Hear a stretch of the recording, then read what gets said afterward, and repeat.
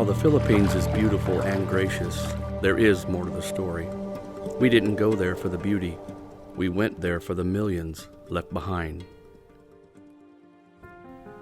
The Philippines is a nation of 110 million people spread across 7,000 islands. Metro Manila has over 20 million people.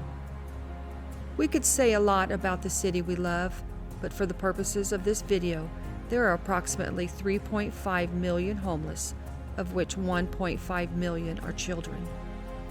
While this is heartbreaking, the more than 300,000 orphans or abandoned children is beyond unthinkable.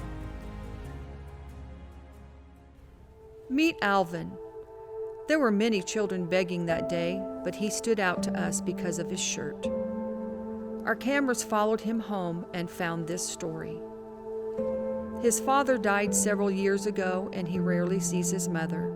He lives on the remains of the old Manila landfill known as Smoky Mountain. He spends his time begging and digging through the trash, living mostly on his own.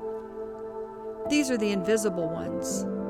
They live in the shadows, trying to survive in a world of predators, alone, hoping someone will find them.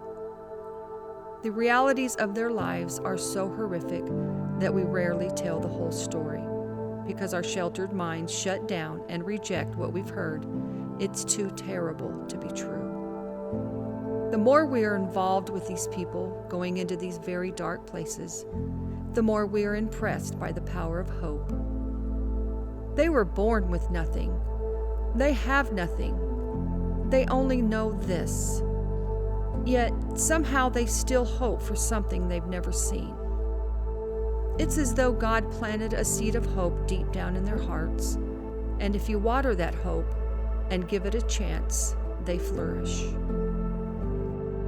When all the trash has been picked through and the children strip down and jump into the sewage, they feel with their hands and feet for plastic bottles and cups to sell. After working all day in the sewage, they come out with a few pennies.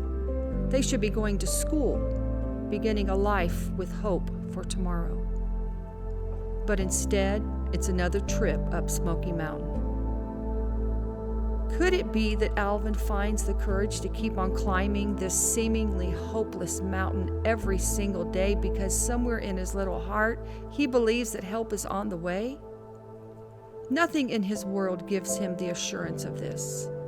However, even in his condition, he believes he's worth saving. For years, we've organized meals and snacks, but dropping off some food every now and then isn't what they need. They need someone to care for them. They need positive role models. They need mentors. They need love. What they need a miracle. The miracle for some of them is called Hope Village, 1.5 hours south of Manila in the beautiful countryside. We are opening an orphanage, and at first, we will be able to house 24 girls ages 3 to 12. Our goal is to get these girls adopted as soon as possible. We're focusing on girls first because it's just worse for girls. I'm sure you believe with us, these little girls deserve a good and safe